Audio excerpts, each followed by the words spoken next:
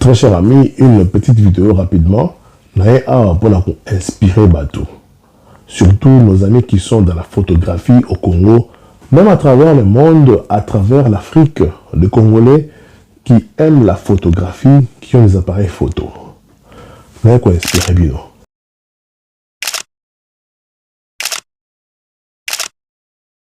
Alors, pourquoi je dis ça? Dans toute la vidéo à la TV5, on a appelé un journaliste photographe, Jospin Mouissa. C'est un natif de Goma.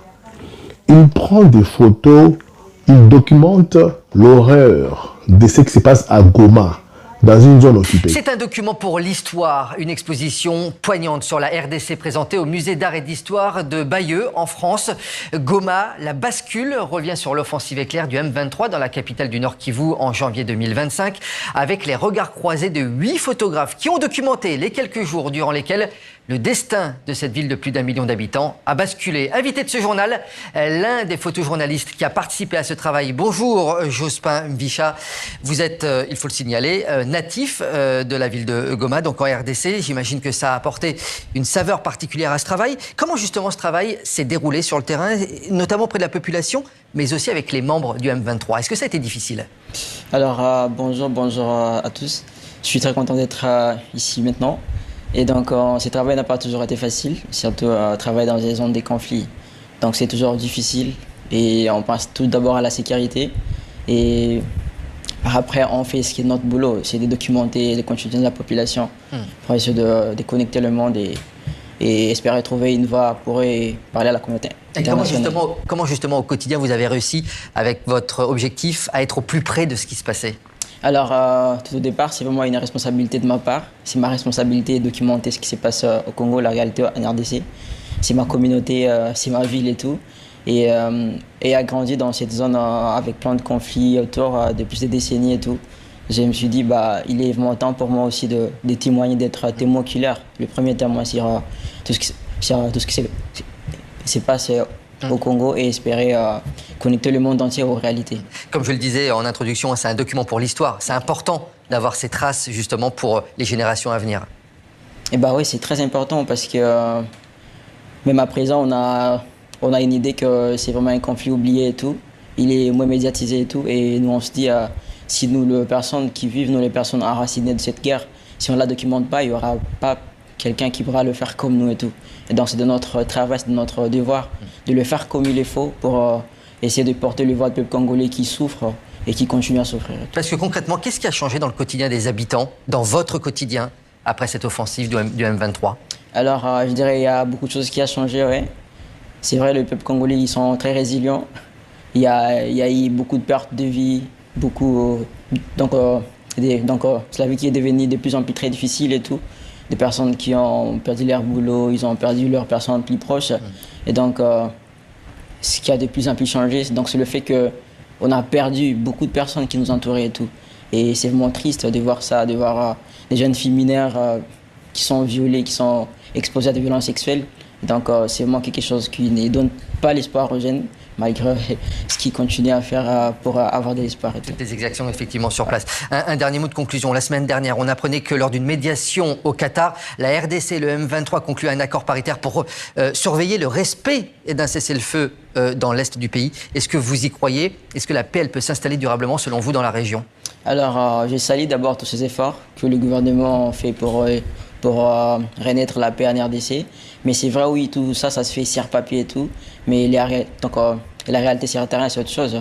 Il y a eu ces processus de paix au Qatar, à Doha et tout, mais par après, il y a toujours les affrontements qui continuent dans les zones.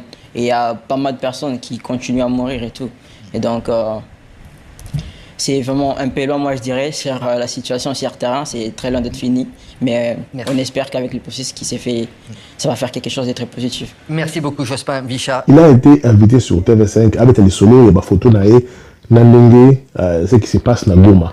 Alors, il est là, en France, aujourd'hui, c'est pour exposer des photos dans une galerie qui sera payante, peut-être, je pense, pour que les gens viennent voir des photos. Je vous dis, mes frères et sœurs, c'est tous ceux qui sont photographes à travers l'Afrique, congolais. Un appareil photo peut vous amener de l'argent, vous évitez Johnny ou Lombongo. Mais d'abord, on a hobby, activité libérale, ou c'est pas là-haut. Mais tu ne sais pas, un jour, ça peut te rapporter de l'argent. À part faire des photos des mariages, des anniversaires, à part photographier à l'église, tout ça. Au cours de ça, la documentaire, il y a eu Moko. Tu habites Bandal. Photographie des choses que tu trouves intéressantes dans Bandal. Tu peux commencer à photographier des avenues de la zone de Moussaron Lelo. Si tu avais catalogue de l'avenue de Ramabé et tu as ça aujourd'hui, tu peux superposer les deux photos et commencer à faire une galerie. Là, c'est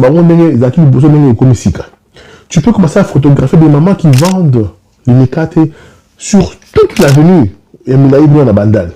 Là où tu vois des mamans vendre, pas même mécates. Là où tu vois des mamans en train de vendre les mapas,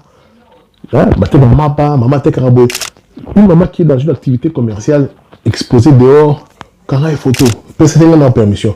Ou surtout quand même la musique à la tête pour le visage du matin. Tu peux mettre ces photos là en noir et blanc. Donc, au sein d'une galerie, bien que tu es un photographe, il y a mariage, tu demandes de l'argent, mais tu peux aussi faire, aujourd'hui, tu vois, sur le film d'été, tu as la carte mémoire, donc tu peux prendre beaucoup de photos.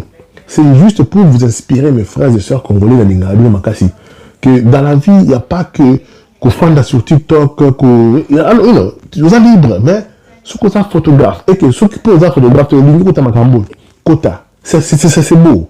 Prendre des photos, la nature. Le monsieur ici, Jospin Moucha, a sali documentaire photographique. Vous savez qu'il y a des documentaires à la photo, ils arrivent à la photo, mais c'est tout un documentaire. Mais ils arrivent à la photo, qui raconte une histoire. La photographie peut vous amener de l'argent. Aujourd'hui, les gens qui ont pris des photos, il y a Mohamed Ali, un boxeur, mais il va s'en bongo. Au côté de la photo, $10 000. On ne sait jamais. Ne croyez pas que c'est impossible dans la vie. Surtout que ça la conviction là. On a vu des photos circuler. On a vu des photos qui sont patchées. Imaginez-vous, il a amené aussi un photographe. Il a amené un caméraman photographe.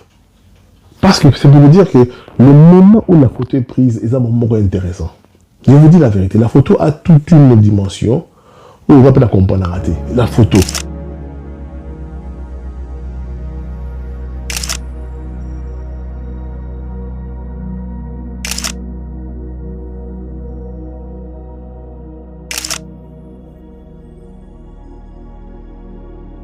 D'abord, les gens aiment bien se regarder. Vous savez combien de gens qui regardent la photographie,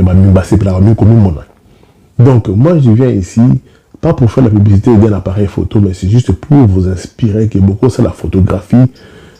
Nanzela. Il faut dans la bandale, au dit que non, bandale, moi j'ai photographié bandale. Ou on va venir à bandale. Quand est-ce que c'est chaud? Quand est-ce qu'il y a beaucoup de gens? Quand est-ce que c'est le matin? Il n'y a pas beaucoup de gens. Tu prends l'avenue, en horizon. Donc, tu gardes tes photos à toi. Un jour, il y a un photographe, un photographe à Bandal, il y a Lemba, il y a Limité, il y a un photographe à Ndjili. Tout ça, la galerie, surtout là, c'est la photo de Kanaki. Les mamans qui vendent dans les bandes à Ndjili, les mamans qui vendent les bandes dans la bande de Matete. Nous trouvons que la photo, les voitures que nous voyons à Kinshasa, nous avons la mine datée. Dans le monde, on a une voiture, un minibus, et ça, la mine datée. Tu peux faire un documentaire sur ce genre de voitures. Tu prends des photos, tu gardes. Tu prends des photos, tu gardes. Donc, tu documentes la vie quotidienne des Congolais à Kinshasa. Et ça va aussi pour les gens qui habitent dans les provinces. À Matadi, par exemple, il y a des bateaux qui arrivent. Si tu es un photographe, va te planter quelque part, tu entends un bateau arriver, un bateau et bien tu as la sirène, tu vas photographier les bateaux qui arrivent. Ici, à Manchester, par exemple, quand je vais à l'aéroport, je vois des papas, mamans, nabana. Et les gens spécialistes quand on a un avion, photo. Oui, il y a des photographes comme ça, il est à l'aéroport bien casé pour prendre des avions qui décollent et qui atterrissent. Donc, c'est juste pour inspirer les jeunes, inspirer tout le monde. Mais à Manchester, je suis en train de penser à un projet pour apprendre aux enfants la photographie. Donc, déjà, à bas âge, mais moi, déjà, vous manipulez, vous miquer, que la photo, c'est pas un haut. Comme ça, papa n'a pas appareil un jour. Que l'enfant puisse être multitask. Classe côté, ordinateur côté, mais moi, photographie. Il y a un mystère. Il y a des paparazzis ici, des gens qui prennent des photos des stars qui sont millionnaires, qui ont beaucoup d'argent. Il y a des gens qui prennent des photos de fleurs. Il y a des gens qui prennent des photos. Donc, vous savez qu'il y a tas de choses. Oh, on appelle en Ici, en Angleterre, il y a des gens qui prennent des photos à boîte à lettres. Il y en a qui prennent des photos de bus, des anciens monuments, des églises Yakala. Chers amis congolais, c'était ça la petite vidéo d'aujourd'hui, inspiration. Il y en a Sabino. Si vous êtes dans la photographie, à part les photos que vous faites pour le mariage, pour les fêtes d'anniversaire à l'église, quel que soit l'événement, prenez aussi le temps de prendre des photos. Oh, il y a eu Mogo. Tu peux être là, tu dis, je vais prendre des photos des chaussures des gens. Quand les gens marchent là, en ville, tu es à bus, tu prends la photo. Il y a une histoire à bas chaussures, on a Congo, on a Kinshasa. Être vivant, il faut profiter de cette vie. Comme j'ai toujours dit, le point A, la naissance, le point Z, la mort. Pendant ce temps-là, ça passe vite. Vous devez enjoy, vous devez vraiment bénéficier, aimer cette vie-là, cette expérience qu'on appelle vie. Et dans cette expérience qu'on appelle vie, il faut me faire plaisir. Les gens qui prennent des photos de montres. Je vous dis, vous pouvez faire un documentaire juste avec des photos.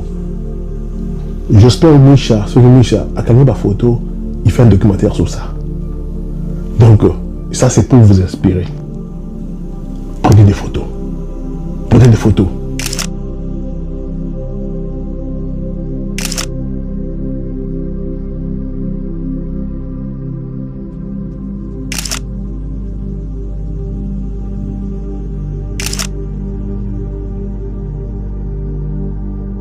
Chaque jour est une nouvelle chance d'apprendre, de grandir et de réaliser ses rêves. Croyez en votre potentiel et n'abandonnez jamais, peu importe les obstacles. John KMB.